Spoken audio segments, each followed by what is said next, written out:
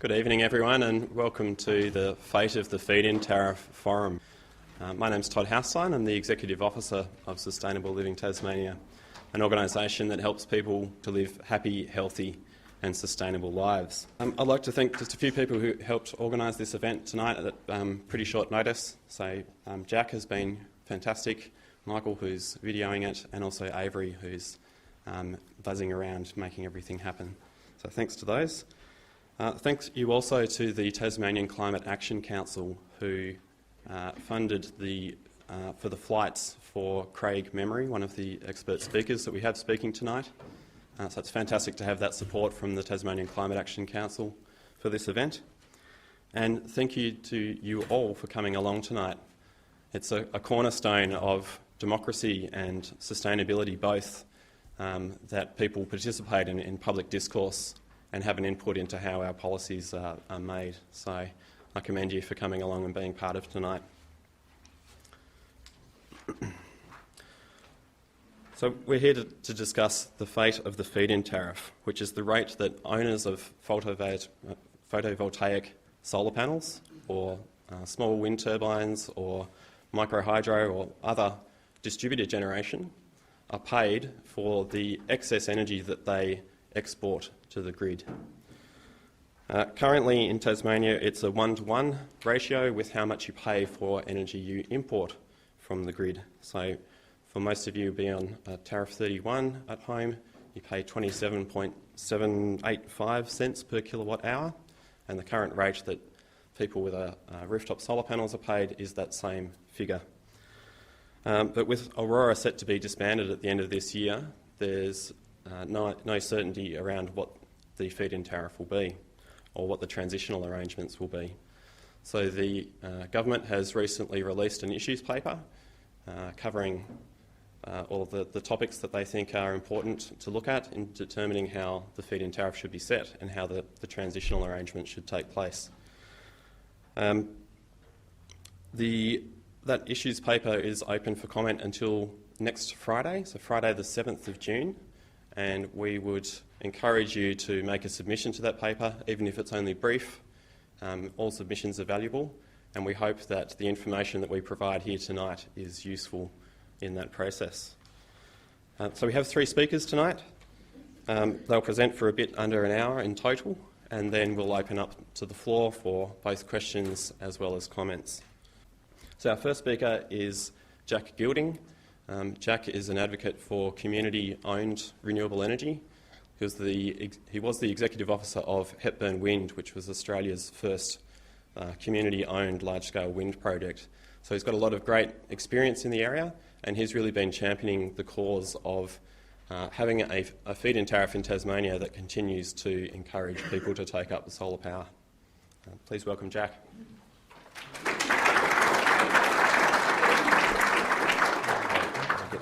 Thank you very much, Todd. And welcome everybody. And yes, just reiterate what Todd said about this, and I'll talk a bit more about this later on in the presentation, the importance of people being involved and the importance of democracy in this process.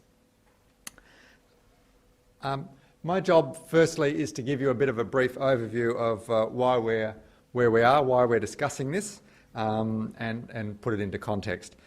So in the whole national electricity market, there's been a push that's going at different speeds in different states to privatise a lot of the electricity industry. So in Tasmania, as most of you will be aware, there are 3 government business enterprises that run the whole electricity system.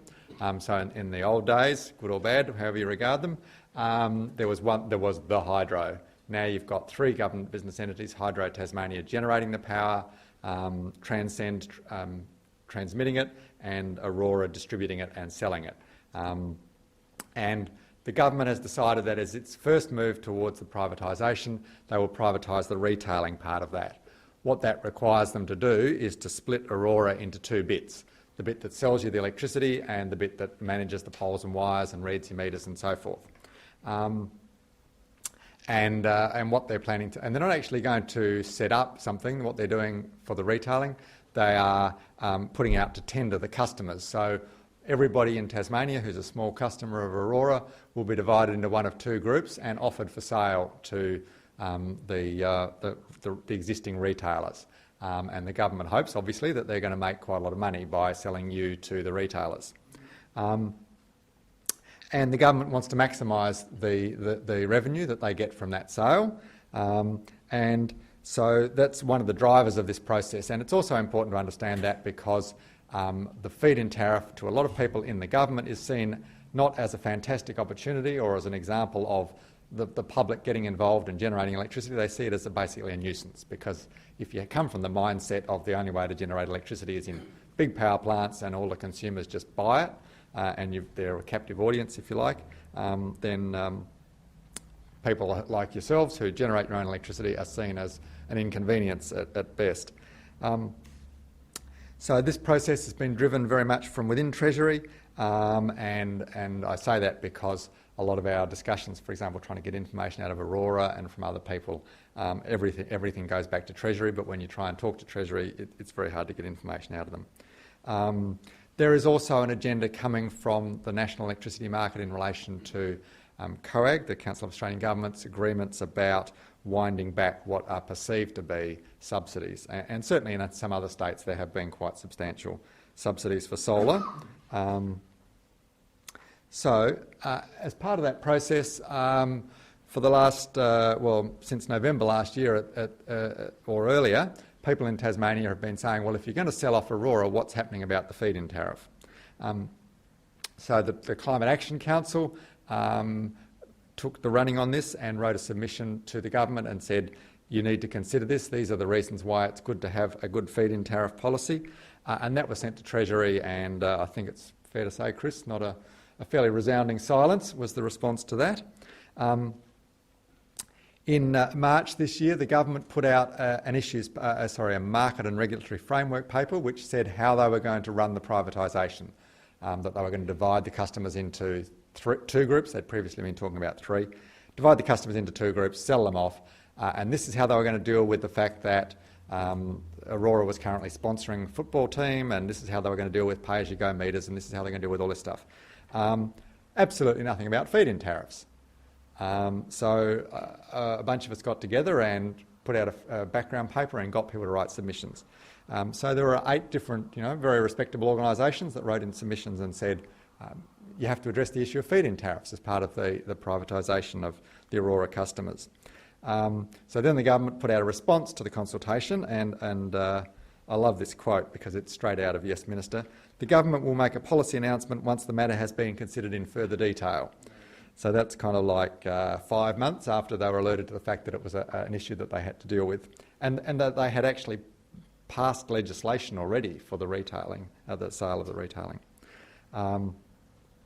Then on the 8th of May, there was media coverage saying the Minister was about to get advice from Treasury eventually, and that he was about to make a decision. So a lot of people jumped up and down about that. And then on the 16th of May, we actually got the issues paper that we're discussing today. And I'm telling you all this kind of boring detail, partly to vent my frustration and partly because it lets you know that it's only public pressure that actually gets this stuff on the agenda. So the work that everybody's done to write the submissions, to lobby the Minister, to ring up Talkback Radio has what's even got it to this point. So yes, the government has released an issues paper. They've given 3 weeks for comment, and there are some good things in the issues paper. There are also quite a lot of problems with it. It takes an incredibly narrow view of the benefit of small-scale solar power. It ignores all of the benefits that we'll talk about a bit later on in terms of creating jobs, producing power closer to where it's used, engaging the public, diversifying the supply of electricity. So we'll come back to those issues. It's also very narrow in the sense of we've got a feed-in tariff for under 10 kilowatts at the moment, we have to do something with it, so we'll do this with it, rather than saying, where's the state going? What's our vision for renewable energy? What sort of electricity system do we want? And as part of that, and this is my particular agenda, it's limited, again, to under 10 kilowatts. So, and there are fantastic advantages for rooftop solar. There are also great advantages for people to do projects as a community, on schools, on shopping centres, and a whole range of different models on farms and so forth, because it's not just about solar. But all of those issues aren't dealt with because the issues paper says this is about under 10 kilowatts, which is basically, you know, 1 or 2 large houses. There are also just mistakes and errors in the issues paper. It makes a fundamental misunderstanding of how the feed-in tariff actually works, which is pretty appalling for a government issues paper. And I've spent quite a long time on email and phone trying to get somebody to accept responsibility for who wrote these examples that are in the issues paper and is it wrong. And once again, resounding silence. It gets a bit technical, but most of you will have 2 metres. Your solar panels will be connected to 1 metre. It will reduce the amount that you buy through that metre. It won't have any impact on the other metre. That means that you could be exporting electricity in 1 metre and importing it in the other metre. That doesn't matter when it's 1 for 1. It evens out. But if they drop the tariff below, say, the 16 cents heating tariff, it means that you could be generating electricity and they will give you less money for it and then sell it back to you at the same time, in a sense, for a higher price. And they've done absolutely nothing because it doesn't even leave your property.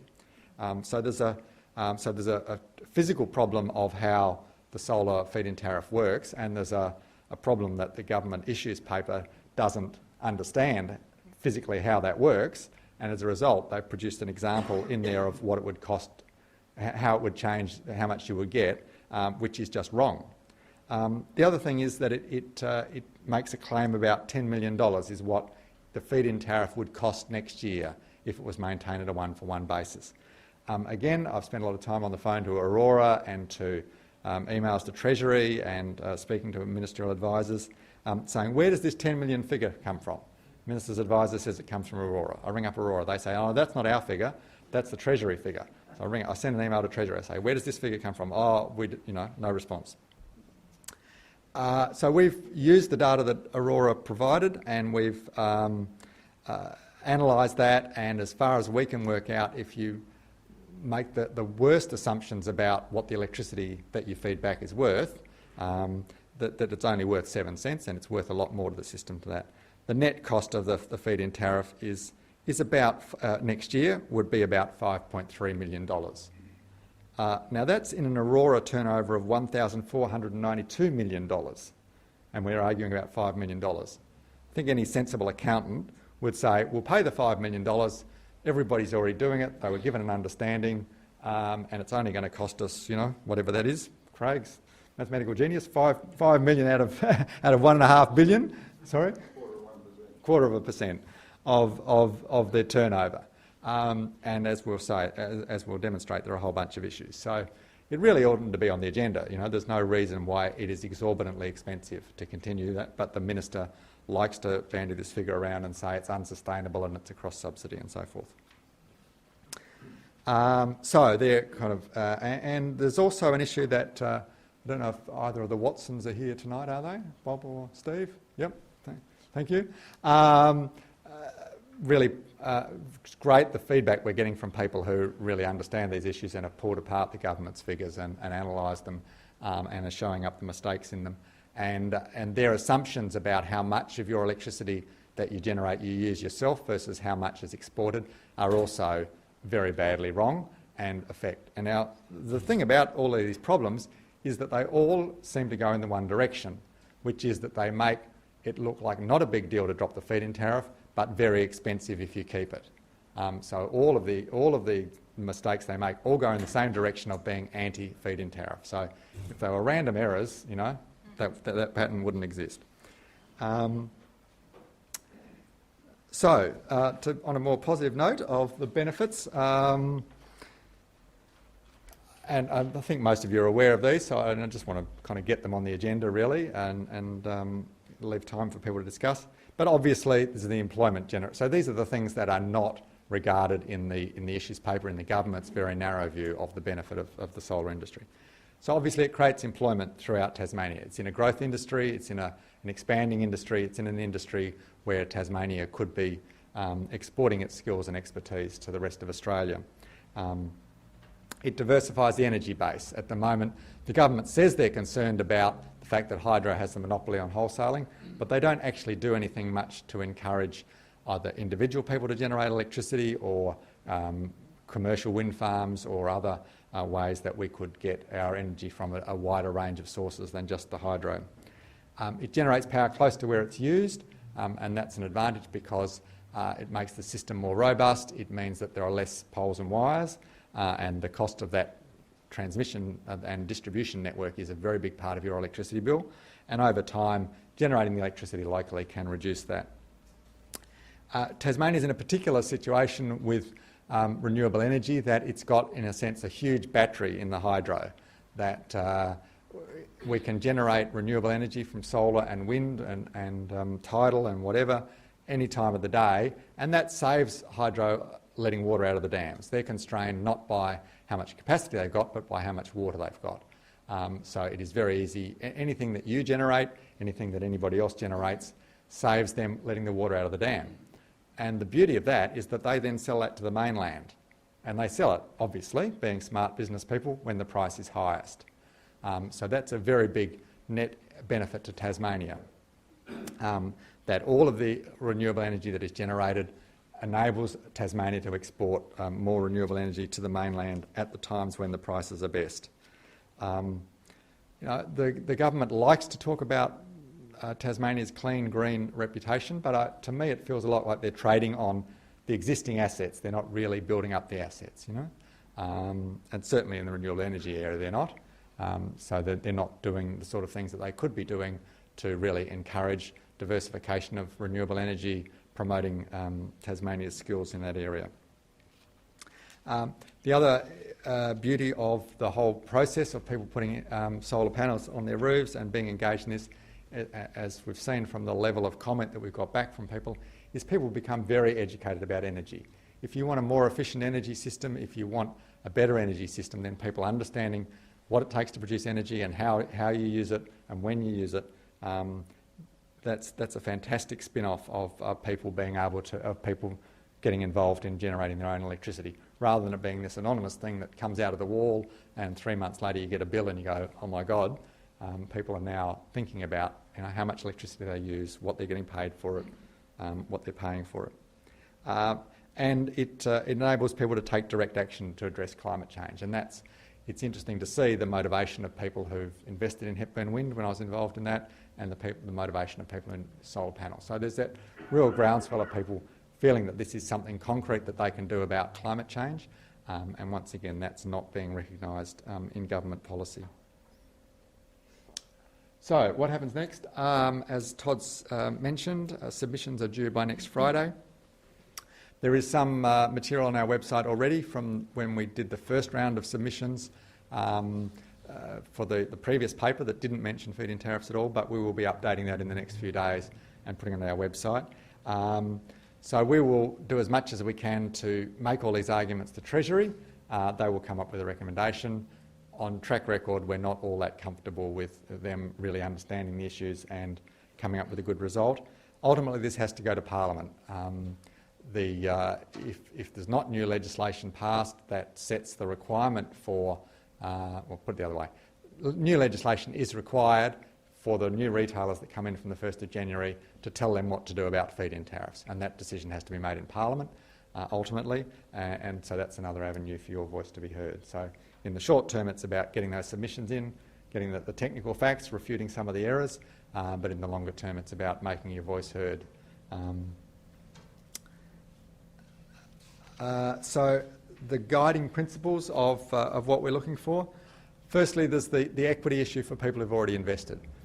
These systems take 5 or 10 or more years to pay off, particularly for the pioneers who invested earlier on when prices were higher, and they've had a reasonable expectation of getting the feed-in tariff for enough to cover their costs.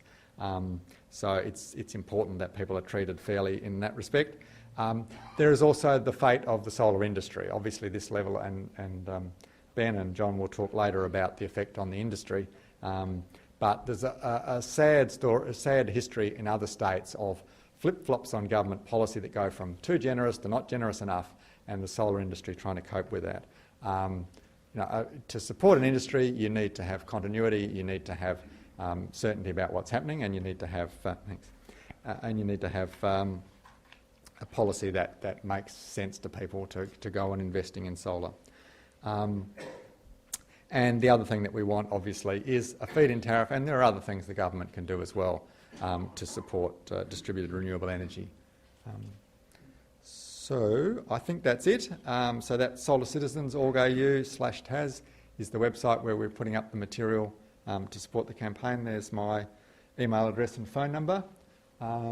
So that's the background. Craig now has the job of explaining to you a little bit more about how the national electricity market works and some of the benefits of solar systems. Thanks.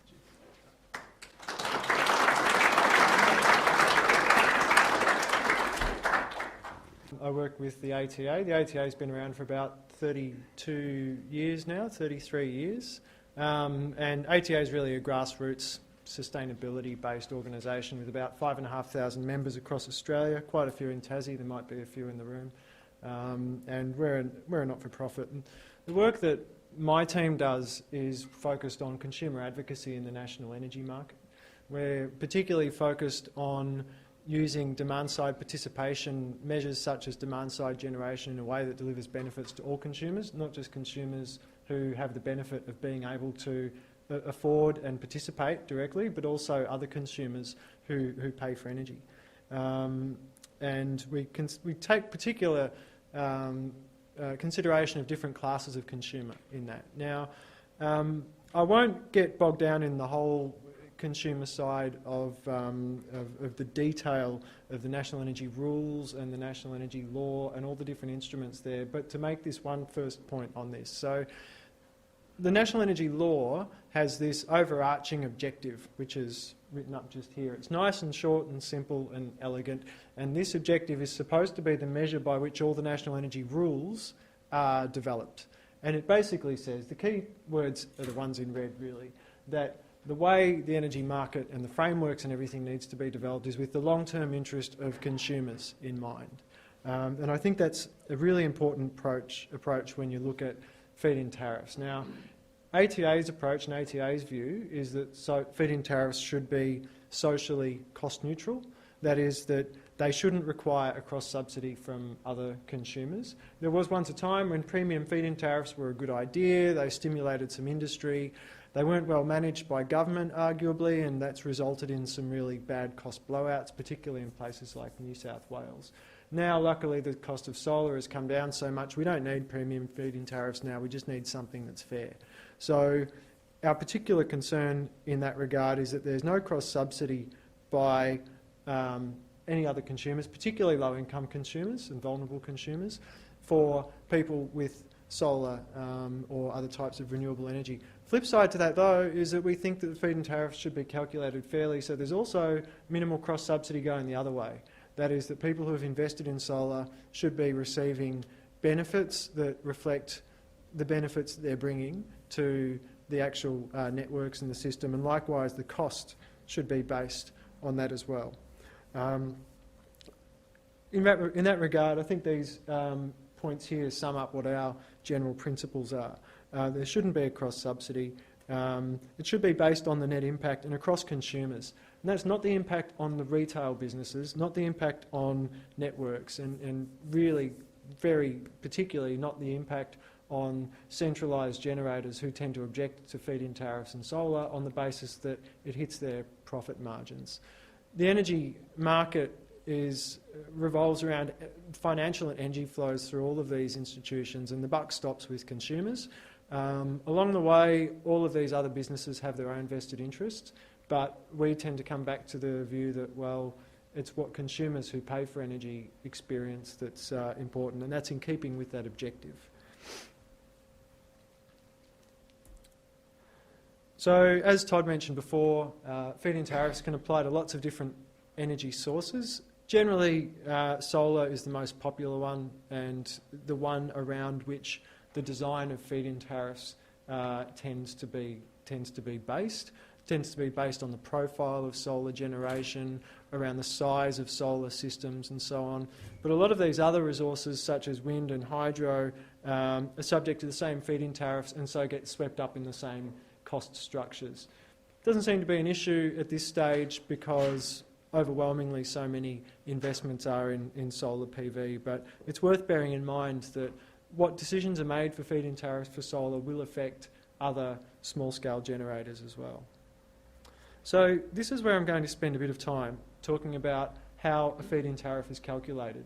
Our own principles for avoiding cross-subsidy between consumer groups tend to match pretty well the principles that a lot of other consumer groups have, particularly those who work more closely and directly with vulnerable and low-income consumers, and also with SCER. SCER is the Standing Council on Energy and Resources. That's the state and federal energy ministers who have developed their principles for feed-in tariffs. Where we tend to differ is in the actual calculations of what is fair and reasonable. What is a feed-in tariff where the benefits that are brought to the system, balanced with the costs, reflect the amount that is paid. Now, a one-for-one feed-in tariff is arguably not fair and reasonable, for the same reason that you can't walk into a supermarket with a bag of apples and expect that the supermarket's going to buy that bag of apples off you at the same price that you would buy a bag of apples from them. It doesn't work like that. They buy their apples in bulk from a wholesaler. They've incurred costs along the way, staff costs and operational costs.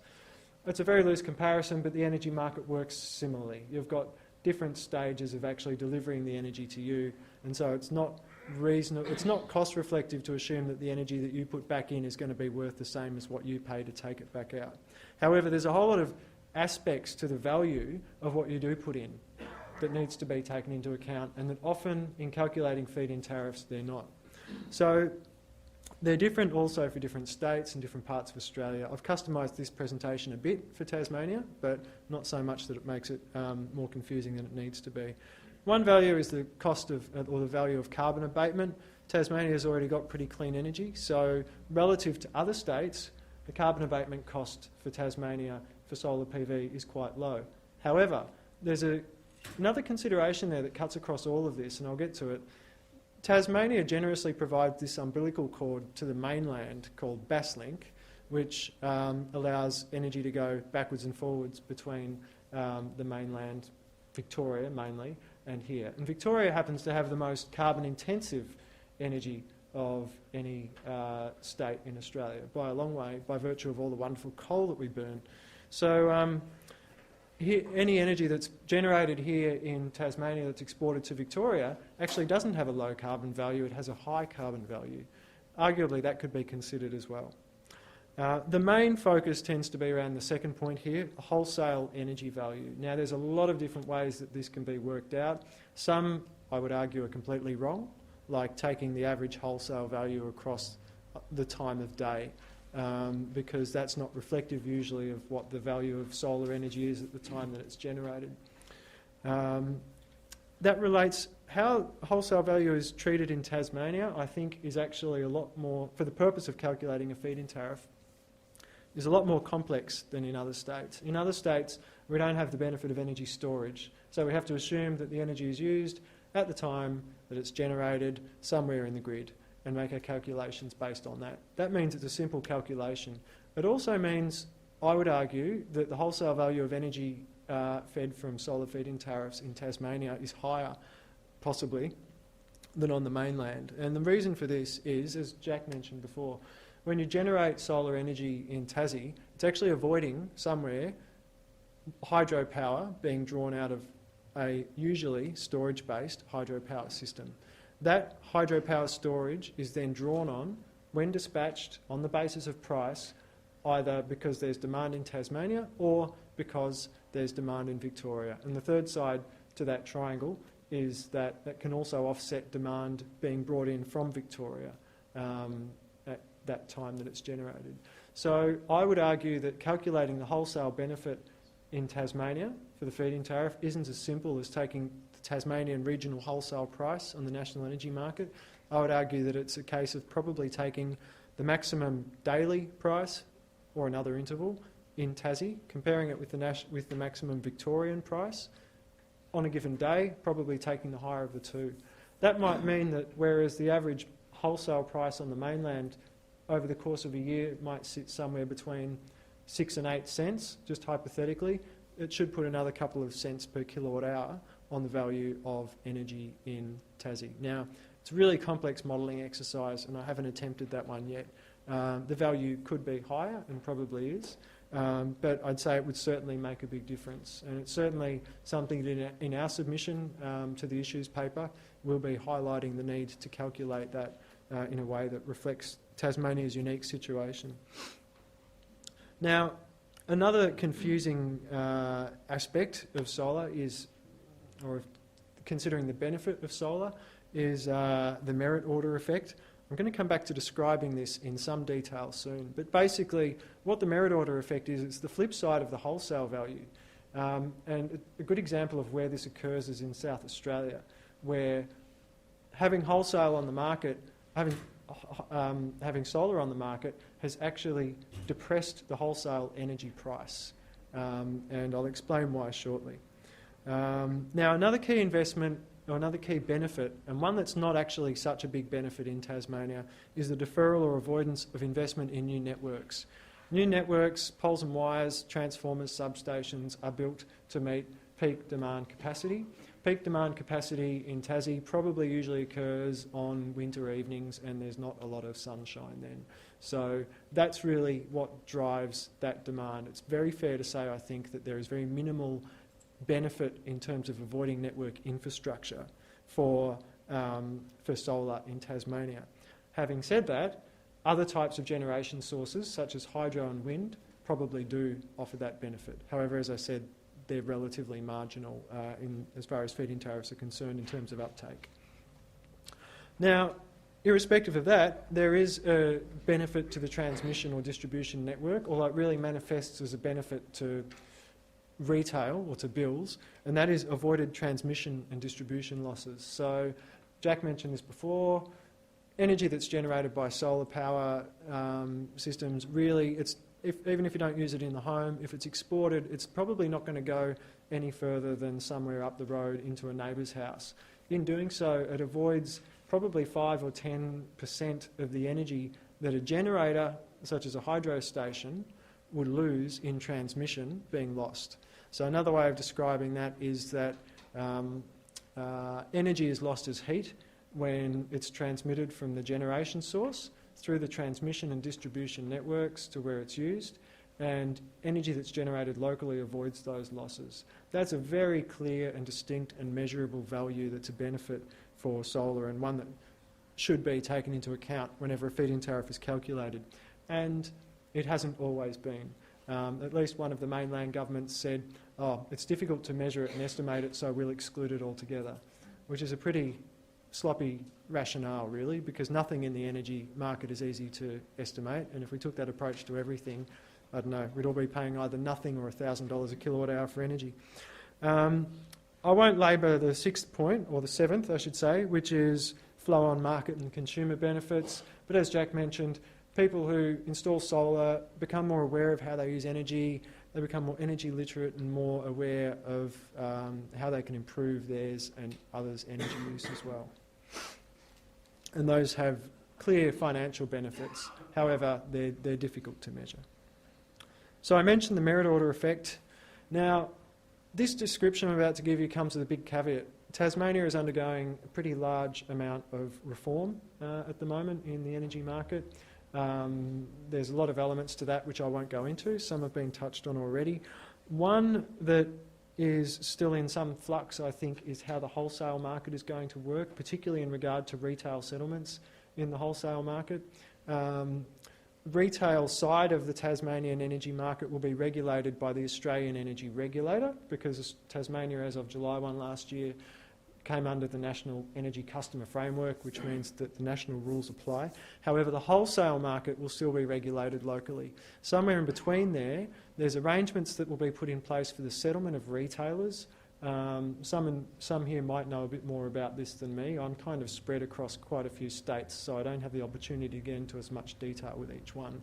My understanding is the arrangements for wholesale regulation and as it relates to retail with small customers is probably yet to be thrashed out. That could mean that there's a different exposure to spot prices that Tassie has than other states. I'm not sure, and maybe during question time, if someone's got some insight into that they can volunteer, that would be very welcome. But The merit order effect works thusly. Basically, there's two types of generation on the energy market. There's generation that's called scheduled, which sets the price, which you can call a price taker, price maker. There's generation that's not scheduled or dispatched. It just generates when it occurs, such as solar and wind to some extent, and that acts as a price taker. Now, what occurs on the energy market is the more energy you've got coming out of one area or one generator, the less you need to dispatch more expensive generators to meet demand. This has an effect which is complex, so I won't explain it in detail, but it's known as the merit order effect. And what it means is that generators that are dispatched, generators such as solar PV, don't tend to displace the average generator, they displace the more expensive generators. And the spot price for generation can actually get very, very high. It's capped on the energy market at around $13,000 per megawatt hour.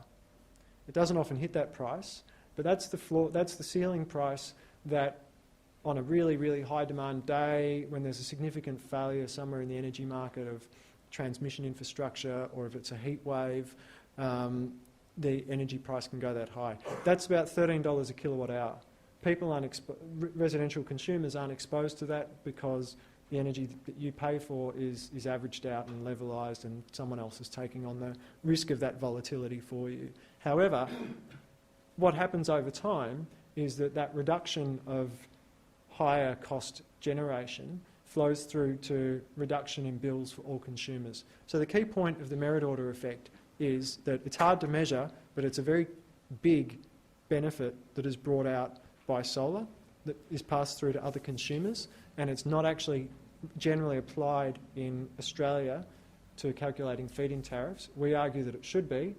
The rationale for it not being applied is because it's too hard to think about for the governments and regulators. However, other countries such as Germany and Spain have managed to consider merit order effect, and they've introduced more sustainable feed-in tariffs than the boom and bust feed-in tariffs that have occurred in Australia. Great. So Australia's got a very checkered past with a lot of things, but particularly with feed-in tariffs in the last few years. There have been real serious issues with feed-in tariffs having inequitable impacts on people with low incomes. Not everyone agrees with that, but when you look at the case of New South Wales, where a terribly mismanaged generous feed-in tariff was introduced and left to hang for too long, there's a big impact that's being had on other energy users and on other taxpayers. Now, as a reaction to that, after a change of government, New South Wales has gone completely the other way, and they've introduced a completely ineffective and not even mandated feed-in tariff, which results in solar PV owners not being paid what their energy is worth, not even a fraction of what it's worth. In fact, retailers aren't even required to offer this feed-in tariff, and half of them don't. So it's the complete opposite to the over-generous situation of the first New South Wales feed-in tariff. This list of feed-in tariff failures could be a mile long, but one of the other ones that's probably important in this context is to consider a standard feed-in tariff that Victoria had. It looked really good on paper. It was called a one-for-one feed-in tariff. It was it was called a fair and reasonable feed-in tariff, not a one-for-one feed-in tariff. It was called fair and reasonable. It was before principles for fair and reasonable feed-in tariffs were developed, so no one had any idea what it was supposed to mean. It was applied to systems up to 100 kilowatts. Now, you would think that that would be quite popular. A lot of consumers' idea of fair and reasonable was paying the same amount for energy that they get paid.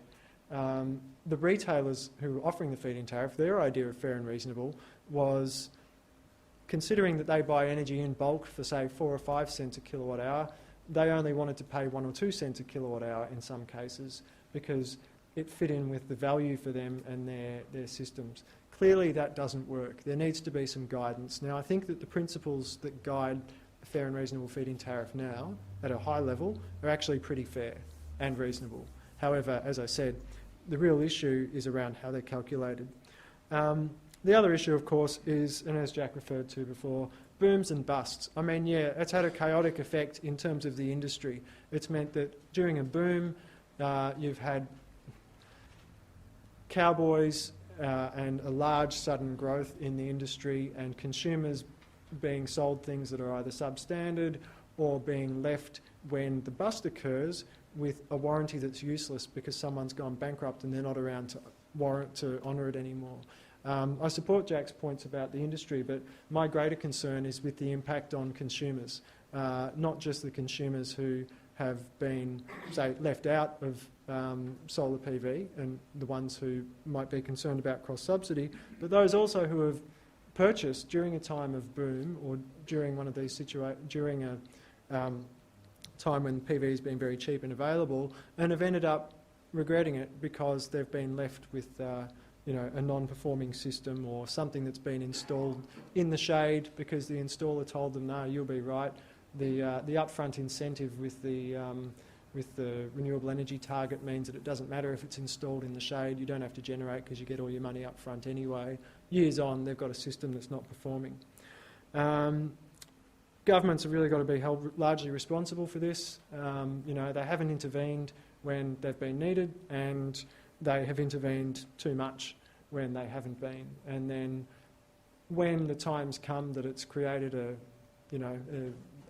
media storm, as has happened in most states, there's ended up being political wedging between consumers with PV and other consumers. So I'll probably finish here. In fact, I will finish here because that's all I've got time for on these points. In Tassie, there's some really specific issues. Some of these have been referred to by Jack, so this should be quick. In relation to this consultation, there's existing consumers who have purchased PV. In other states, they've purchased that with a contract that's assured them of a certain period of time that they will be guaranteed to have their premium feed-in tariff for, either 5 years or 15 years or 7 years or 10 years. Now, irrespective of whether that's fair or whether there's a cross-subsidy, those consumers have made a commitment and they've signed up for a certain value, expecting to have that for a certain period of time.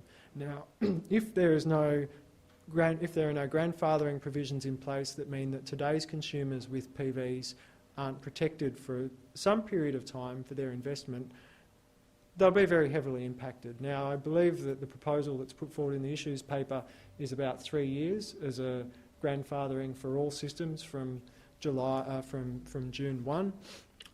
I don't actually think that's terrible, but I think it would be fairer if there was a provision that acknowledged when people actually bought their systems and said, okay, well, some people might have bought their system in 2009, someone might have bought theirs in 2013. Arguably, the person who's bought theirs in 2009 has had a better run of it and might not need a full 3 years. Arguably, whoever's bought their system in 2013, assuming that they will have a feed-in tariff for longer, probably deserves to have it for longer than another 3 years.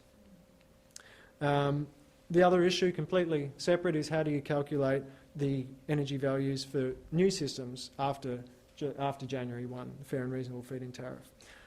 Jack referred before to the 2 metre problem. There's quite a few potential solutions to this. One needs to be chosen, and the important thing is to work out who pays for that solution. So it could be rationalised at the billing end. If both of those metres are interval metres that record the time of use of data, then it will be possible for the retailer to actually settle and balance off those metre readings. It's a bit inexact, and there are some issues with it, but it's a low-cost way of dealing with the situation. Other solutions might include the physical installation of new metres or swapping out old metres with metres of different configuration. There are options. They do all cost money to some extent, and who pays for that needs to be considered. Another key one is cost pass-through arrangements. So there's a real mishmash on the mainland of costs being passed through either just through retailers or through distribution tariffs that are charged to retailers. The impacts on other consumers and on the businesses are very different for those arrangements, and that needs to be considered here.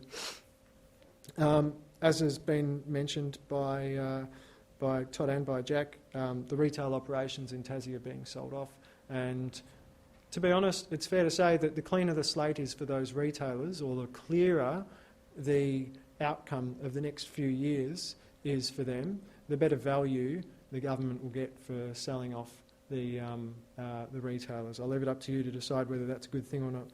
And look, teaching the government how the energy market works, I think it's pretty fair to say that their issues paper shows a limited understanding. I'd give them about a 6 or a 7 out of 10 for their understanding of the energy market, and I'd probably give them about a 3 out of 10 for their understanding of solar.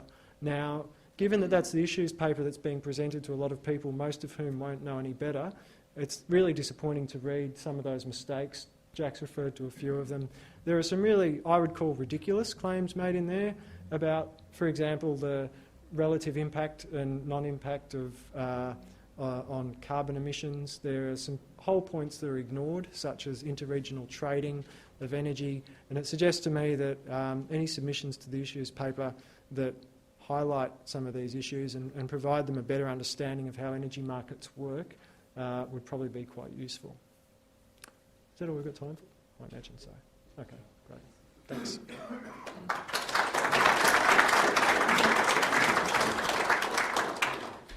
Well, very glad to have someone like Craig here to help understand the energy market, because it does get quite confusing. There's a lot of talk there about boom and bust, and someone who's probably most concerned about that would include Ben, one of the owners of solar installation company Baslek. So I'll hand it over to you, Ben. G'day. Some of you know me, some of you don't, so I'll just give you a quick background as to how I fit into all of this. I'll start with who are we. So Baslek is a family-owned company in Hobart. We're only small. We supply, design, install and commission renewable energies. Obviously the last couple of years has been fully focused on grid connect photovoltaics. So we're only small, we do about $1 million a year. Our philosophy is to bring people into our business or into our company and train them to help them understand and follow some of my, I suppose, passions for renewable energy in business. So our philosophy is always to employ, put on apprentices and teach them from the ground up. And we teach them all sorts of things from not only how to select the modules and mount the modules, but to understand the benefits of the systems from a financial perspective, and how to offer, I suppose, a good valued product from an ethical perspective, which unfortunately in our industry there's a lot of people that we compete with that have very few or no ethics whatsoever. It's all about making a quick sale at the highest margin possible. So we've seen a lot of shifts across the time, but when this discussion about feed-in tariffs came on board, I started to think about how our business has travelled over the last few years and where it's going to go in the future based on varying feed-in tariffs. So when Jack contacted me last week, I managed to squeeze a few moments out to put some notes together, and I've tried to put them in some order that will make some sense, so I hope it does. We've been involved since 2007, which was not the very beginning of Grid Connect PV, but not too far from it. We did our initial grid interactive training for design and construct with Gordon Institute of TAFE in Victoria, because there was no one in Tassie to offer us the training. That came at a pretty high expense at the time, and at that stage there was really only one company in Tassie that was doing Grid Connect Solar, and that was a company called New Energy that had sprung from a small business, not unlike ours, called Power Plus, that were really quite good at supplying and installing small standalone power systems, and had a lot of little government contracts around the place for, you know, off-grid systems for lighthouses and environmental monitoring stations and things. And they then got involved in the, or Power Plus got bought out by New Energy, large company owned by a well-known retailing family in Australia. They got set up quite well, and not long after we got our training, we started to try and sell a few systems, and at that stage the government set off their $8,000 grant, means-tested grant for 1 kilowatt systems. Well, it wasn't necessarily 1 kilowatt systems, but it was a means-tested grant for $8,000. There was a Sustainable Living Tasmania Expo, I think it was, out at the Derwent Entertainment Centre around about that time. And I teamed up with a local supplier, and we thought it would be great. We'd get in and have a go, see if we could put some nice packages together and sell systems. And at that stage, a 1 kilowatt system had an out-of-pocket expense after the rebate of about $4,000. At that trade show, New Energy sold hundreds and hundreds and hundreds of systems for the $8,000. They were one step ahead of us. So we then found ourselves with employees and vehicles and tools, qualifications, a desire to work in an industry and no customers. So in a funny twist of fate, we then had to adapt our business and go in and work with New Energy as subcontract installers, which was fantastic. We installed a couple of hundred systems for them in the first 12 months, and in that period we learned a lot. We learned a lot about what we could do and couldn't do in relation to the standards. We learned all about cash flow. We learned all about what was good product and what wasn't good product. So in hindsight, we learned a hell of a lot about the industry, baptism of fire, if you like. But not long after we sort of started getting into a good rhythm with that, the government changed the goalposts and set up the Renewable Energy Certificate Trading Program with the old RECs, which then became the STC trading system that we're under now. But so in the early days, the STC trading system had a 5 times multiplying effect for the STCs for the first 1.5 kilowatts of installed capacity of PV. And the plan was that every year they'd drop it by 1 times multiplier. So eventually it got down to 1 for 1, which is what it is now, with the ultimate plan of it dropping out altogether to allow the industry to stand on its own 2 feet. So along that process of it dropping down, we saw a lot of changes. So at the end of the first year, at the end of the first 5 times multiplier, where it dropped down to 4, we'd gone from a situation where we were flat out into nothing. And when I mean nothing, we had 2 months where the phone didn't ring. So we had, once again, mad panic, trying to keep people working, vehicles to pay for, etc. Very challenging times. Then, once the 4 times multiplier effect started to take a bit of hold, and after that original drop, the STC price started to go back up. But in behind the scenes here, we had the government saying, oh, we'll set up a clearinghouse to sell the trading certificates and everyone will get $40 for it. It'd be great. It'd be fantastic. So everyone in Australia said, beauty, let's get solar. So all of a sudden the clearinghouse choked. They had no customers and they had 40 years worth of STCs to trade. So all of the larger installation companies started to do this big panic and said, well, we're going to go broke here if we don't do something. And that was the time when Clear Solar went broke. I don't know if any of you can remember Clear Solar. They were the first of the big ones to fall. So what happened is everyone started pulling their STCs out of the clearinghouse and selling them through STC traders who had set themselves up to become a broker between installers or consumers and polluting companies. And that system's still working quite well behind the scenes, but the STC price fluctuates. So that's another up and down thing that we've got to deal with. Occasionally you get a rise in STC price and you get a rise in demand, rise in volume, and everything goes well. But it can go the opposite as well, and we can go for months where we'll get little or no income for what we do, because ultimately the consumer isn't prepared to bear the risk on the fluctuating STCs. As suppliers, installers and designers, we have no option but to wear that as part of what we do. So once again, we're seeing this cycle of boom and bust that we've been talking about already. So anyway, we get down to the end of year 2, where it's supposed to drop from 4 to 3.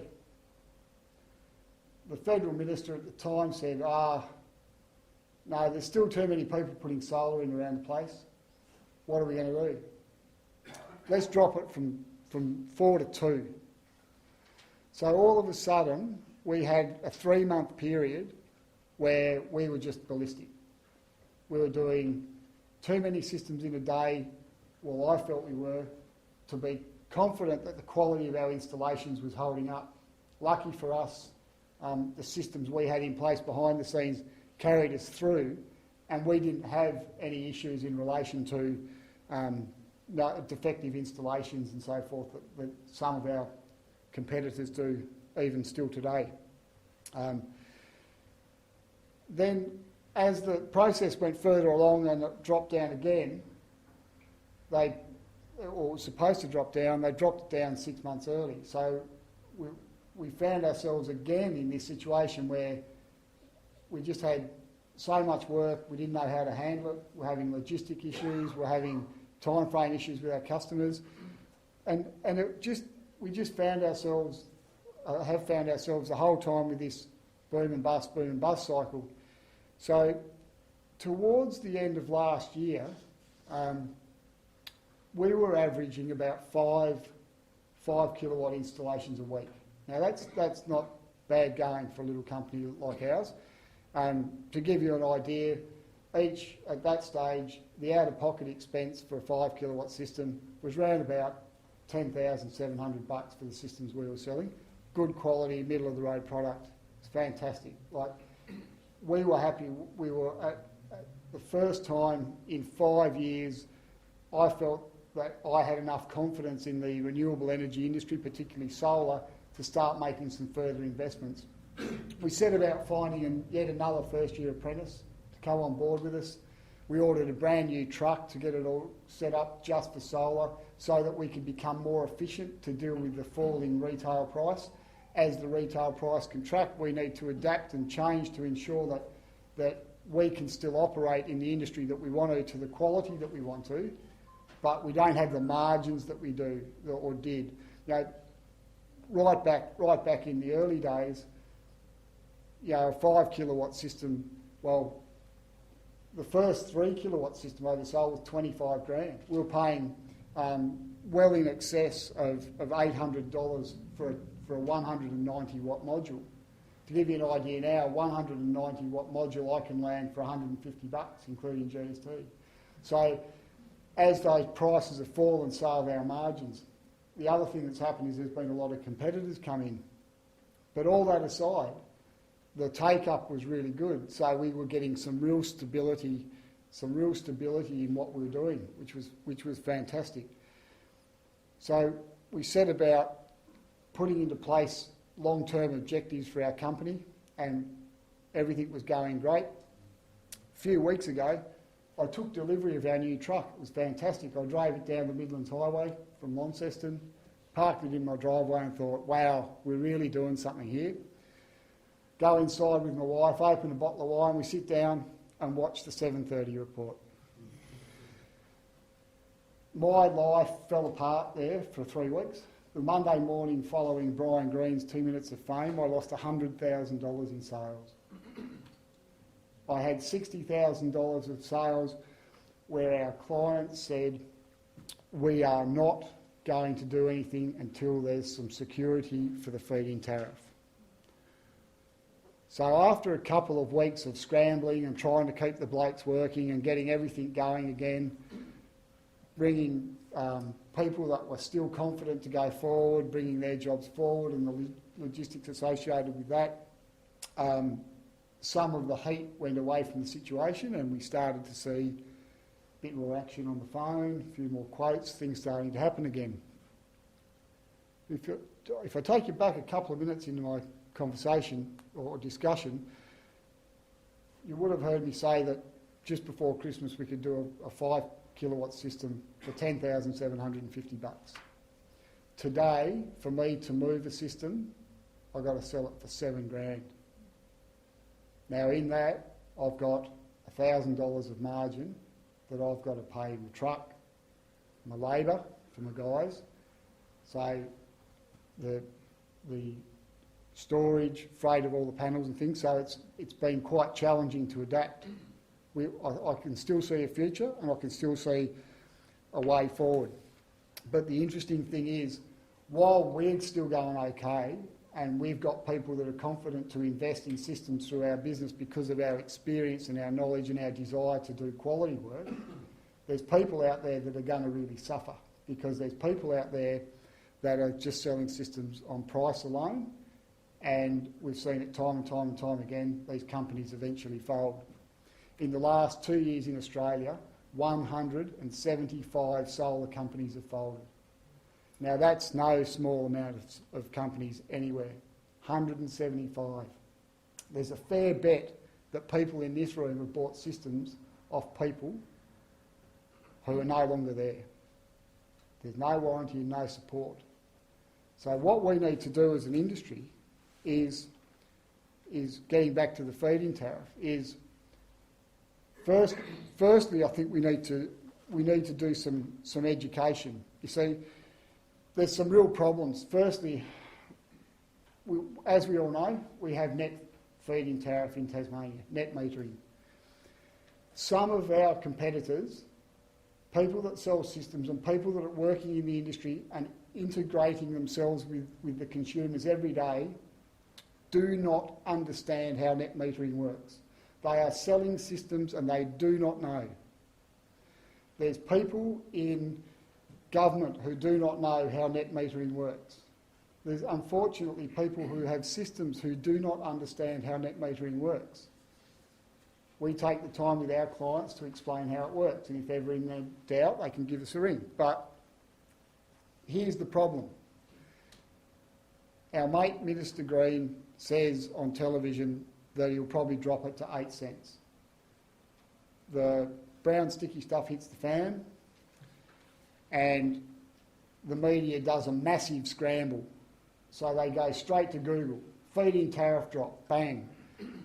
Brings up some of the horror stories from the mainland where they have gross feed-in, when a feed-in tariff drop from 27 cents to 8 cents is pretty catastrophic. But here it's not that bad.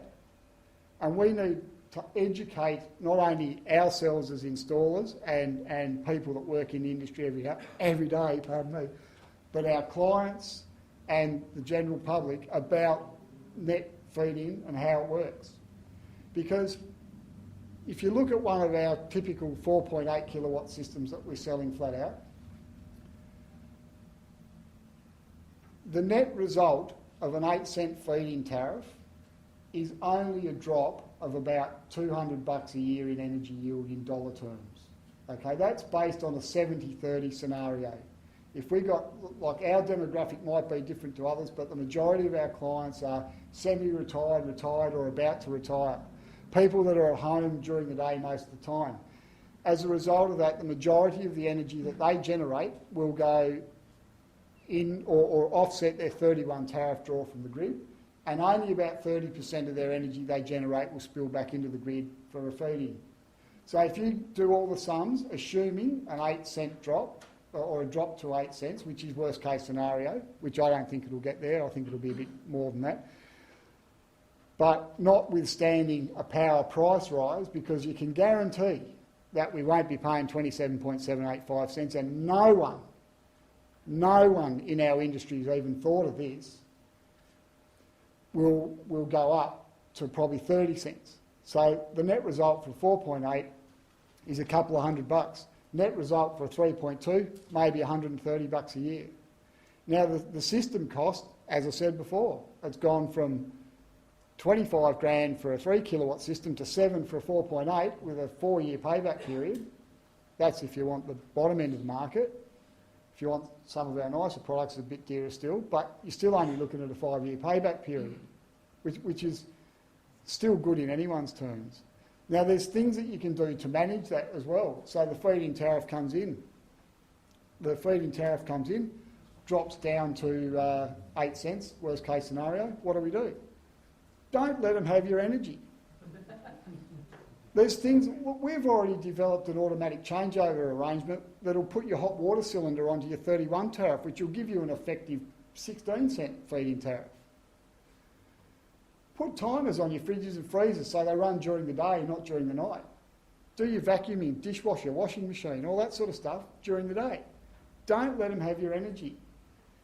The other thing I wanted to touch on, apart from the fact that we've got to, as an industry, got to up our game, is and help everyone become educated.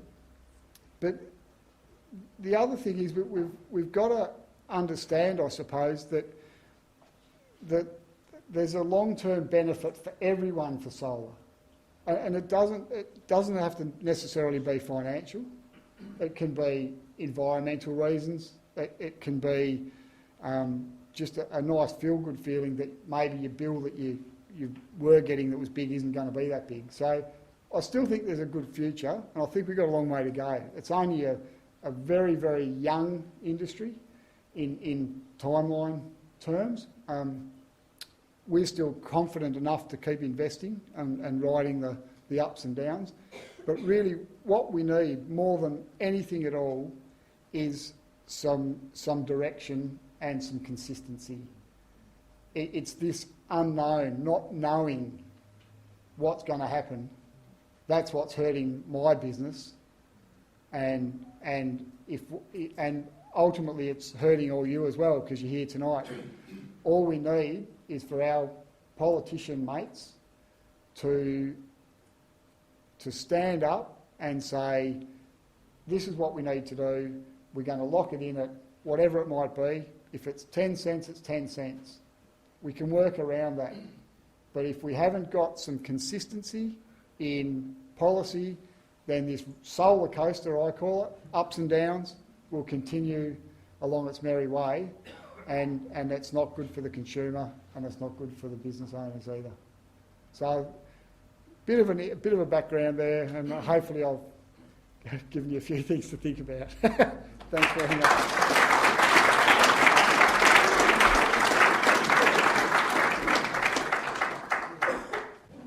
Okay. I'd like to open it up to the floor now. Question there. Can I direct my question to Craig?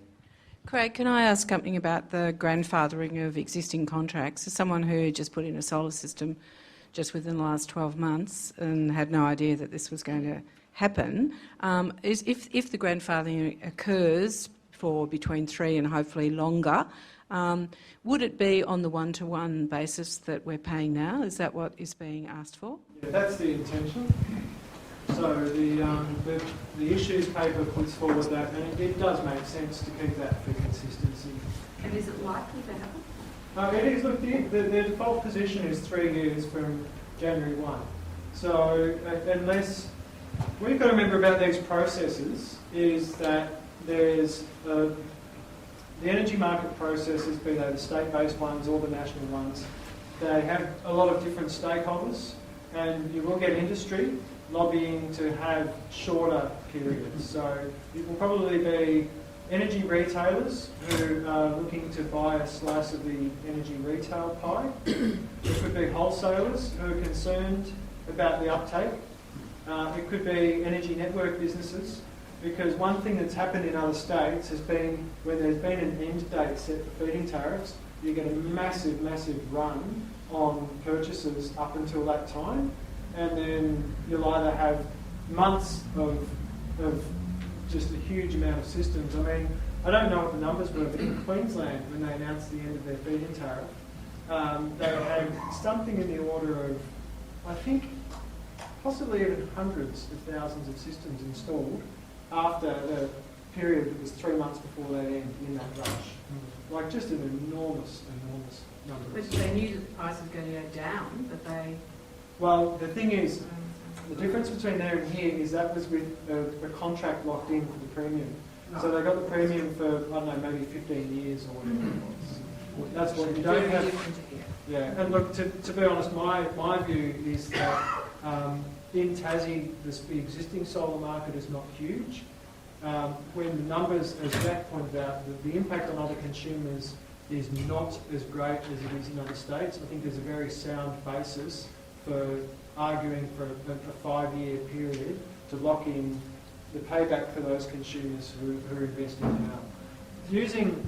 Craig, can I stop you there? We don't have much time left, and I'd like to get through as many people's questions as possible.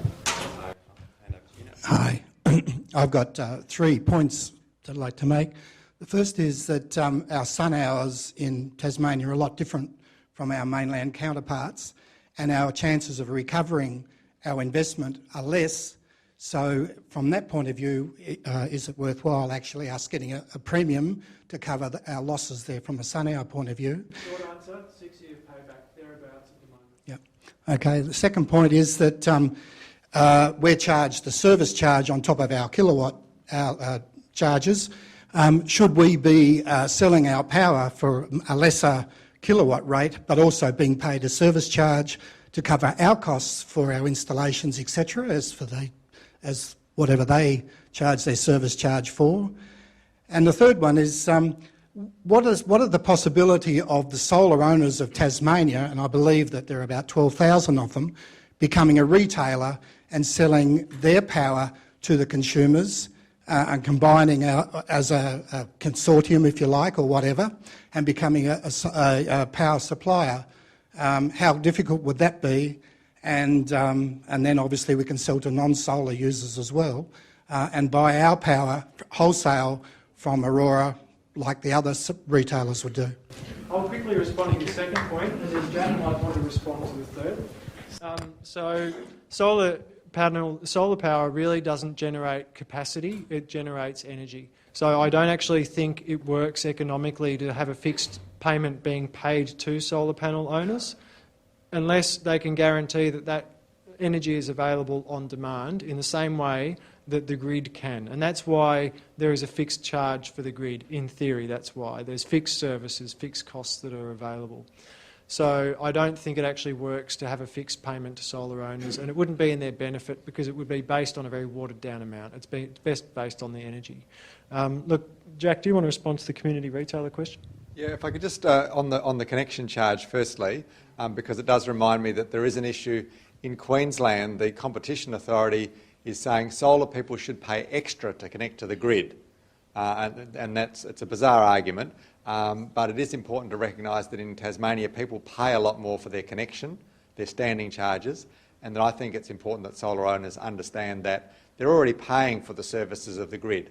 Even if you didn't sell or buy any electricity, you'd be paying Aurora for the use of the network. So it's important to recognise that and to say, you know, solar owners shouldn't be paying more to access the grid. In relation to the retailing question, that is one of the possible longer-term benefits of these changes. For the first 3 months, there'll only be 2 retailers and no swapping between them. For another 3 months, there'll be swapping between those 2. But in 6 months, so July next year, other retailers can come in. So I think in the longer term, and Craig and I are working with a group of people nationally very closely on this, to look at what are the models, because there are a lot of people who want to bypass that whole system, want to set up their own retailers.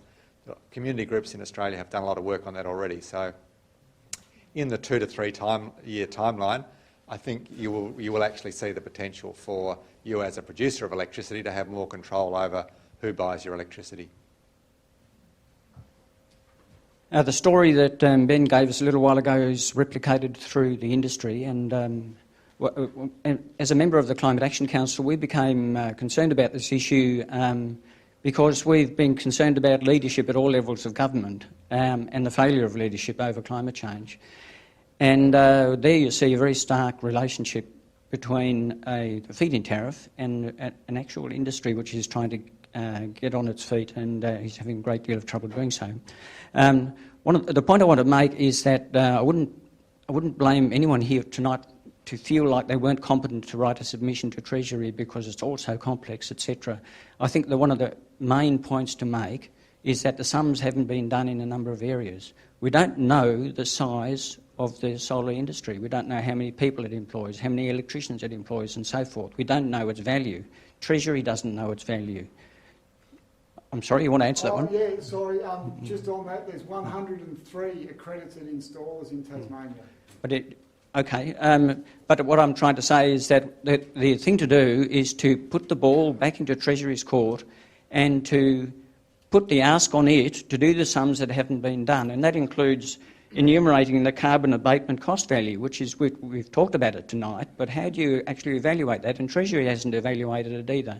And the third and last thing is the question of leadership is a huge one. It's a one for government, and we can talk about the process that has been taking place through Treasury and electricity reform, but there are non-monetary values which are absolutely huge. And how do you put a price on the community empowerment of all those people who have 12,500 people in Tasmania who've made a personal decision or a household decision to take some leadership and to demonstrate in the most visible way they can that they want to do something about climate change? That is not part of the equation that all of this stuff is to do with. So that's one to throw back at government. So we have to deal with this issue both at a government level and also at a bureaucratic level.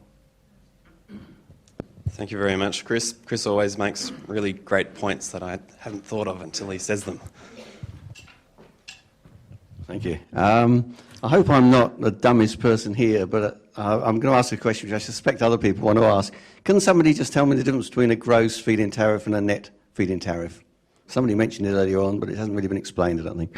Okay, with gross feed-in tariff, the solar array is connected to an individual meter, and every single kilowatt hour of energy that's generated from the PV array goes straight into the grid and is bought by the energy retailer at the feed-in tariff rate. With net feed-in tariff, we connect the array into the back end of the 31 tariff meter. The meter gets swapped for a bi-directional meter, and directly the energy that you generate directly offsets an export from grid into your house. So if you've got a load in your house of 1 kilowatt hour, you're generating 1 kilowatt hour of energy from the sun, you will use 0 kilowatt hours from the grid. If you're generating 2 from the sun with only 1 in the house, then you'll import 1 into the grid. So, and conversely, if the sun's not shining and you have a requirement to use energy from the grid, you'll draw 1 from the grid. So it all then comes down to the balance between energy that you're generating and energy that you're using. And how can you best utilise that energy on your roof without letting it go to the grid? My prediction is that from here on in, regardless of what happens, we'll see a reduction in average system size going in, which has probably already happened on the mainland. People will tend to go for a higher quality product with better warranties and so forth for a longer term investment, but they will invest a smaller amount overall for a smaller return, but they won't spill as much to the grid. So in other words, they'll use as much as they can on their own. Can I just add on that really the gross feed-in tariff is not an issue in Tasmania. Nobody's talking about that. But it does raise the important issue that what looks like a very bad result of going from 27 cents to 8 cents, if it was that bad, only applies to the electricity you export, that you will still get the benefit of all the electricity that you use yourself at the time you use it. So it's only about half as bad as it sounds. Well, it's not even that. It's only... If I can chime in as chair, it's quite variable depending upon how much energy you use in your house, the time that you use that energy, and also the size of your solar panel system. So if you've got a very large system and you're not home during the day, the drop in feed-in tariff will hit you a lot harder than the scenario that Ben was talking about before, where you've got some retirees that spend more time at home during the day. They don't use that much energy, so the solar panel is mainly feeding their own energy use.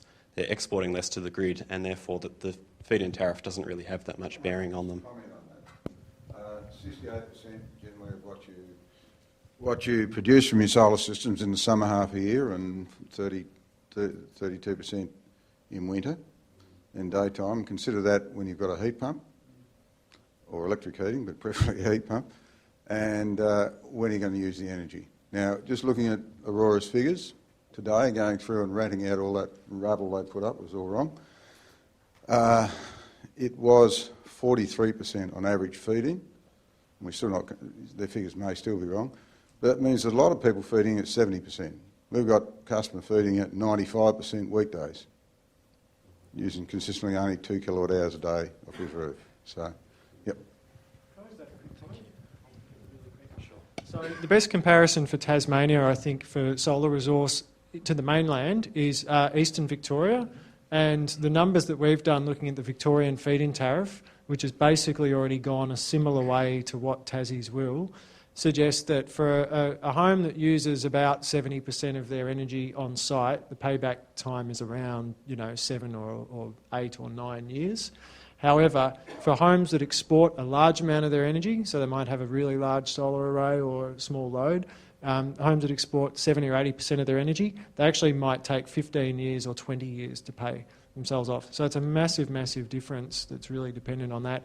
And this really is going to be a big issue if that metering issue in Tassie's not solved, where you've got the dual meters, because you'll have a lot of homes that are in actual fact using the electricity on site, but the meters don't reflect that because only one of the loads is being counted.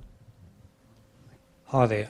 Just quickly, my energy bill per year is about $2,500. So I decided to install a 9.6 kilowatt system for, say, 20 grand. That's 8 years worth of electricity I've paid in advance, basically, to get the system installed. So my argument is that anything less than a one-to-one, I base my decision on one-to-one at 8 years. Anything less is just going to take the industry down. I cannot see why one-to-one has to be the starting point. Just sort of keep it simple like that. What sort of percentage of energy are you spilling to the grid? Have you had your system long enough to get some figures? Or? Yeah, I've had it. I've had the system installed for 2.5 years, and I'm basically built up a credit over summer, and towards the end of winter it's back to zero. So it's working as it should. I haven't had a bill for 2.5 years, but on your bill under 110 tariff, what sort of dollars are you importing to the grid each year or each quarter? Look, I haven't got the figures on me, but basically, just to keep it simple, it's going to take me 8 years to repay the system. So if it's going to take any more than 8, and given that most people only give you a 25-year guarantee on your panels, a third of the system is already up. So I've only got another 14 or 15 years to basically then start to not pay. And it's not as though we're actually making money, we're just covering our cost. Don't forget that in the period that you've had your system, there's already been 2 power price rises on 31 tariff. There's going to be more to come. So it's not just looking at the unit price, kilowatt hour price at the day you buy your system, but the whole system-wide cost.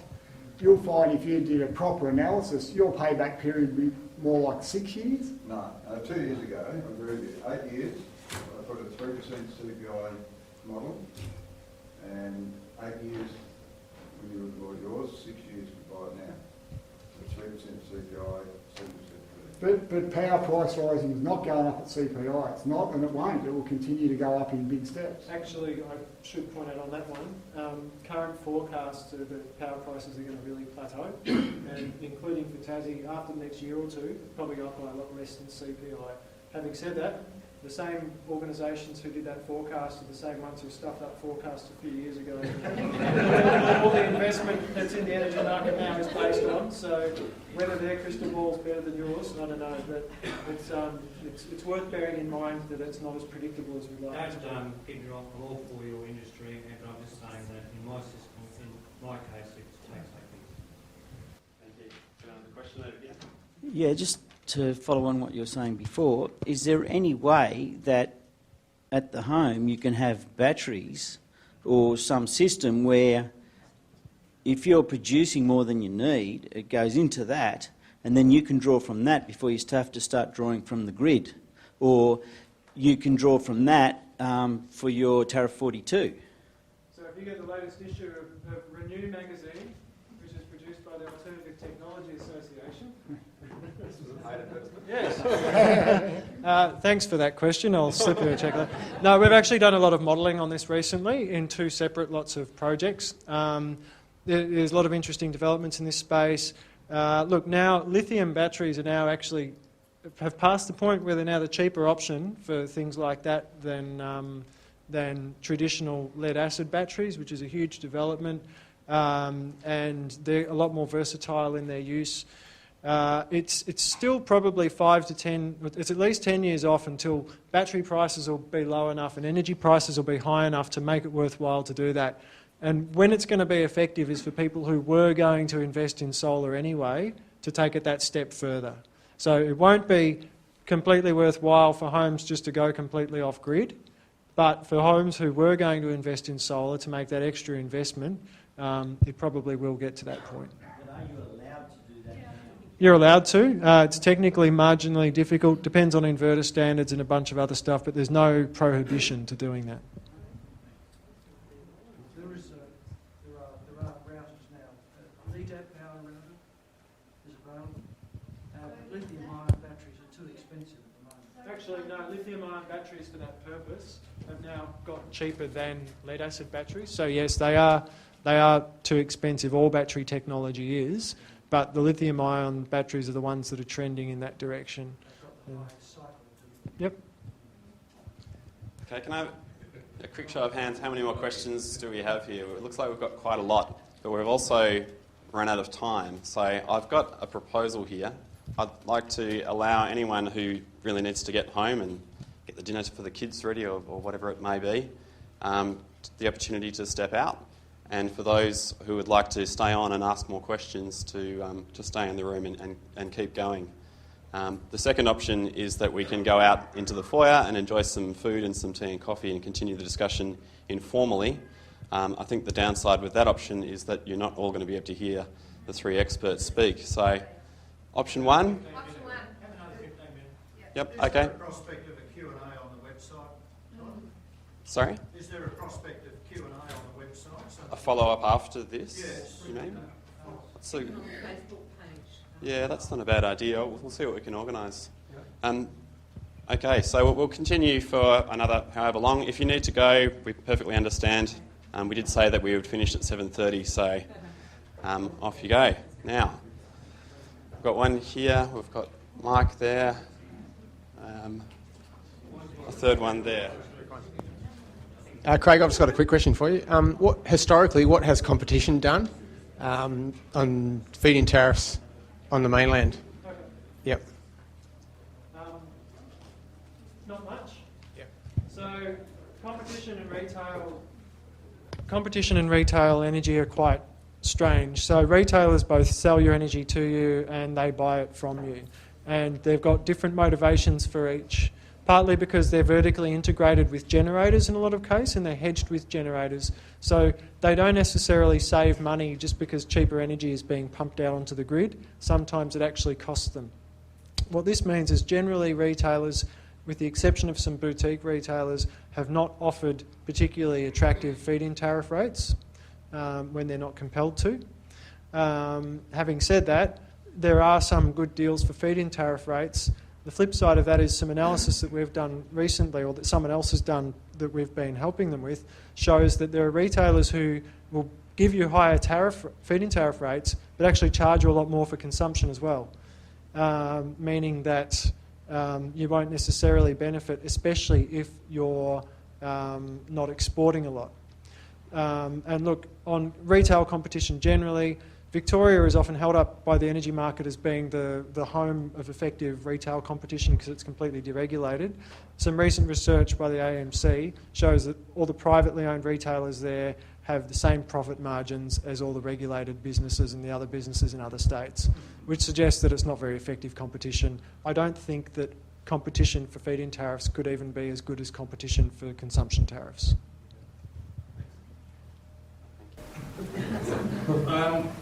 Yeah, look, I just wanted to reinforce what Ben was saying about if you're stuck in a situation where you are out of work all day and you're trying to maximise your export to get the feed-in tariff, if that changes, one of the best ways of trying to address that is to plan things on timers while you're at work.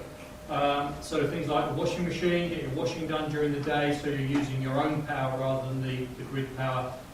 Dishwashers, showering, if you haven't got solar hot water, shower in the morning so that you heat your hot water through your own electricity rather than the grid electricity in the evening or whatever overnight. So just try and plan as many things to be used in the house while you're not there on timers to use up as much of your own generated power before, so you export less and so you don't actually get a rubbish price for the feed-in tariff, but you're avoiding then importing at the 27 cents from the grid. So that's really worth thinking about and trying to maximise that usage of your own power, even if you're not there all day. Make a big difference. You've also got to have an electronic timer built in to do that. So if the dishwasher hasn't got a delay set timer. No, but they're all plug-in devices. No, you can push the button. You can push the button and have it on, and then the timer... No, it won't be on. It's electronic. There's no power. You power to it, somebody's got to push the button afterwards. So unless your devices are more expensive for building timers, putting it on a timer where there's no power and there's power, someone's got to push the button. So the timer's going to be... I need some devices. At the end of the day, the real trick is... Sorry, you go. Most of the excess that builds up during the day, if you're lucky enough to export 20 kilowatts to the grid during the day, after you've used your 10, then that night you draw back 10. The 10 kilowatts you've got left sitting is converted to cash. Most of that then comes out of your heating tariff. Be careful there, actually. It's actually not calculated like that. It's actually instantaneous. So as soon as you export the energy, it doesn't sit in the battery waiting to come back to you. The energy you export is sold onto the grid, and what you use in the evening you buy back, it's completely separate. So the point I'm getting at is if you check your meter at the start of the day, what you send off, then it shuts off when the system shuts down. That night you're drawing it back. Yeah, so no, that's not actually, I understand what you're saying, but that's not actually how it works economically. So this is about maximising your consumption on site so that you use the energy when it's being generated, and the way it works is a bit different to what you're describing. So technically you could say if you're just trying to offset your home use and you're not worried about the financial flows, yeah, that's exactly right. If you're generating 20 kilowatt hours a day and you're using 20 kilowatt hours a day, it'll balance out. But it's really important to understand, and this is a new thing for Tasmanians because you haven't had to deal with this with your existing feed-in tariff arrangements because it's been one-for-one. The energy you export stays exported. You don't draw it back in the evening. So you're financially, what you're getting back, under a one-for-one arrangement, it's fine, but under the feed-in tariff arrangement where what you export is worth, say, 10 cents, you don't draw that 10 cents worth back. But if you look at your quarterly account at quarter, it tells you what you've exported to the grid under 110. Yep. Times 27 cents gives you a dollar figure. Yep. That dollar figure then will come off whatever you've used under your heating tariff, which basically is how my system. That's fine one-to-one, as soon as you get 8 cents for it. Yes, so that's what I'm saying. If it's anything less than the tariff one-to-one, that 27 cents might be 8 cents. That figure's cutting a third of, it's $300. Exactly. It takes out, the real benefit of having it. We've got battery technology worked out here. We've got the microphone back on, and I'd like to stick to the microphone again now because that means that our video recording, the people will actually be able to hear. So I've got a question up here now. Jack, you mentioned that hydro has some potential benefit from increased installation of solar in Tassie. Have you engaged with hydro at all to seek their support? No, we haven't. I think the first thing about that is probably that we need to say to Treasury, as Chris was saying, those Treasury needs to accept responsibility for working that out. It is a benefit to Tasmania. Yes, we could talk to Hydro about it, but I think that's clearly a responsibility for the government to say if there's a net benefit to Tasmania which is not reflected in the benefit to the retailer, then that ought to be understood, and at the moment Treasury is not understanding that. But yeah, no, I take your point that hydro might be a useful ally in that sense. Yep. Pretty influential. Yep, they certainly are. Solar panels, their installation should be of general benefit to the community through reduction in greenhouse gases. On the other hand, the increase in prices and value is a value to Treasury and to the suppliers. And so I think there is a fundamental conflict of interest that would normally not, well, I think it's almost unethical that Treasury should be sort of the deciding party. Normally in these sorts of things it should go to someone like a normal planning action, to something like the Resource Planning and Development Commission, or some third party where we could get a whole lot of these issues out. It's just not about feed-in tariffs, it's about what Comelco pays, and it's very much also about things like the fixed rates. And I really think that there needs to be a much broader sort of investigation of this, and we just shouldn't really take that Treasury is going to be any sort of referee, because they're the ones that are going to be feeding from it. Yeah, and one of the advantages of what's proposed in the issues paper is that it is actually the Tasmanian Economic Regulator who gets to do these calculations, but it's vitally important that they're given the right terms of reference. If they're just given the terms of reference that the government set, then it'll be a very narrow investigation. It won't take into account those benefits to Tasmania. So that's why, as part of what we want you to do with your submissions, is to say that the terms of reference have to be right. It has to look at the benefit to all of Tasmania, Tasmania's economy and the people of Tasmania, and not just the benefit to the electricity retailers or the costs that they avoid. If I can just add a quick lesson learned to that one. So New South Wales had a review of their feed-in tariff, the one that leads to the very underwhelming feed-in tariff that they have now. And their terms of reference specifically described, where I put up before the long-term interest of consumers and the benefit to consumers on that slide, the terms of reference for the New South Wales review was entirely described in terms of the benefit to retailers, not to consumers. Actually, that was the word that they were the words that they had to work with. That's why it's so important, because your point's a really good one about the vested interest of governments in assets that they own.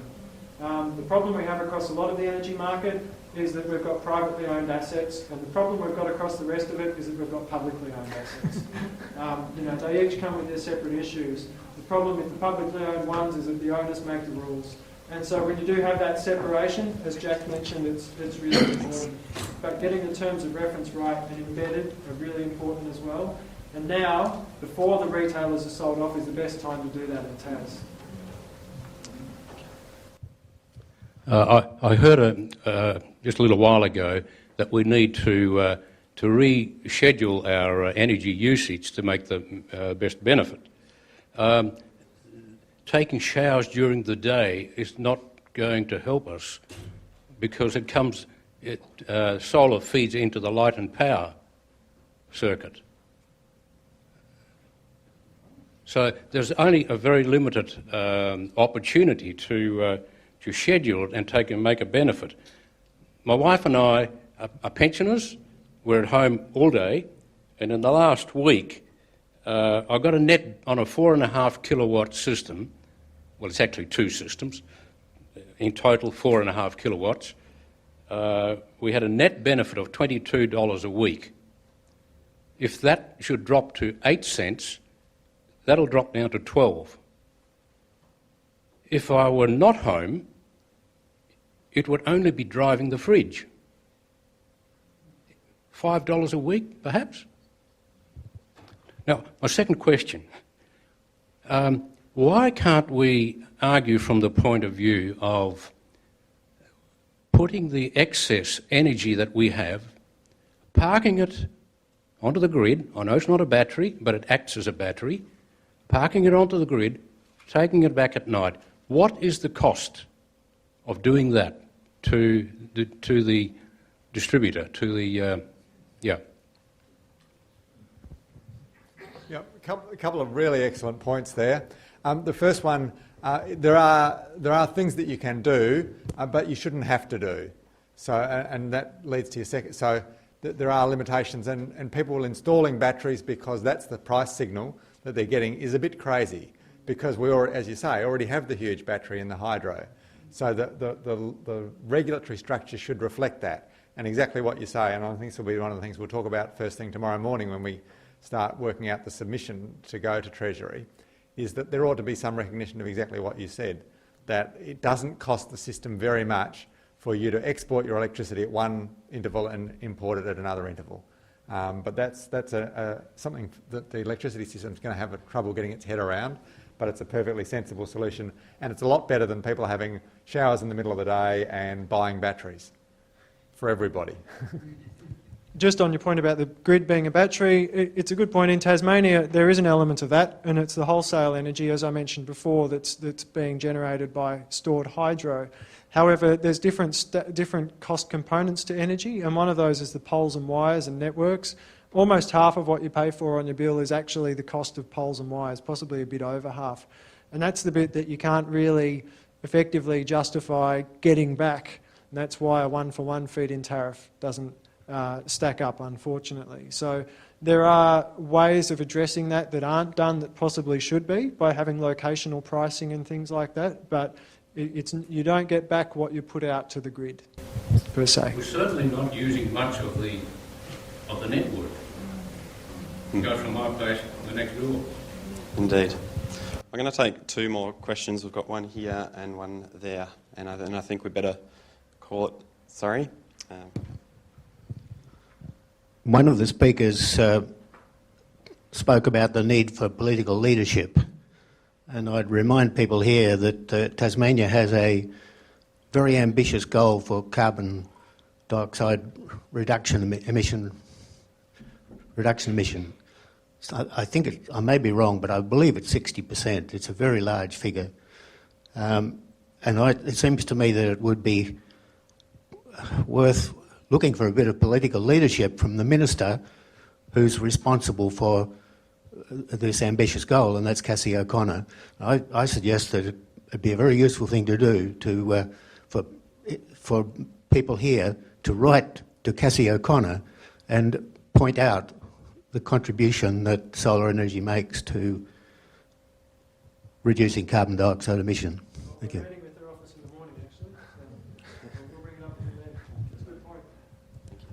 But Bryan Green shouldn't be let off the hook just because he isn't the Minister for Climate Change. You should also be telling him that this is part of Tasmania's contribution to solving climate change. Good, thank you.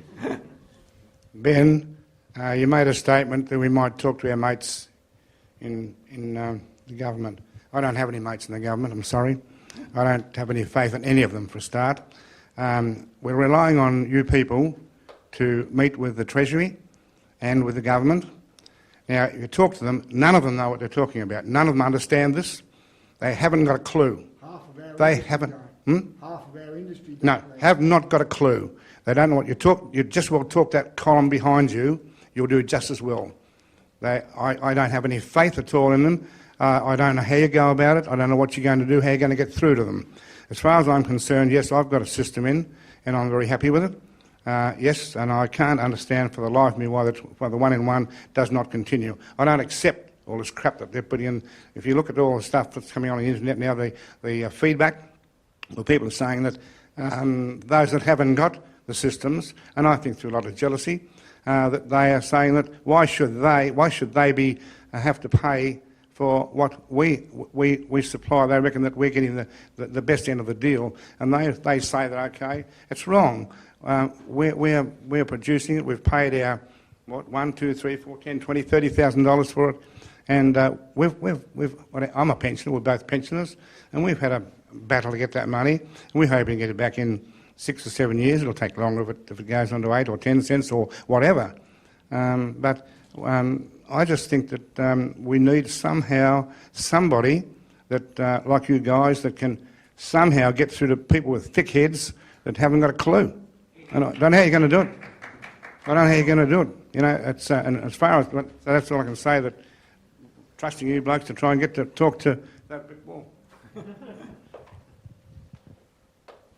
Well, that's my job actually. I get to beat my head against the government brick wall every day, and most of my hair hasn't fallen out yet. The point you make about cross-subsidy between different consumers and the issue is a really good point, and I think for the Tasmanian government it really needs to understand the difference between Tasmania and where the other states have been here. New South Wales had a really bad example because they really stuffed up their feed-in tariff policy. They introduced a feed-in tariff that did cost other consumers a lot. Unfortunately, that has really created a bad situation. New South Wales has done for feed-in tariffs what Victoria has done for smart meters, basically. They've managed to create a completely negative view, and it's manageable. And in Tasmania, it arguably has been managed, and it can continue to be. It's really important to make sure the government doesn't get swept up in thinking it's a bigger issue than it is. Who initially came up with this one for one? Who did that? Somebody must have done it. I think it was Aurora's own initiative.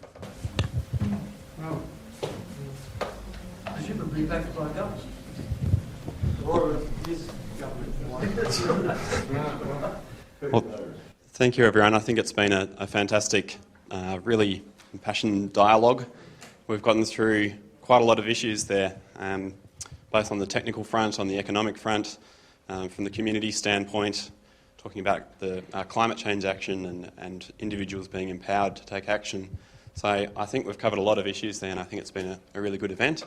I would encourage you all to continue the discussions informally with some coffee and tea and biscuits and so on that we've got prepared outside. So thank you very much.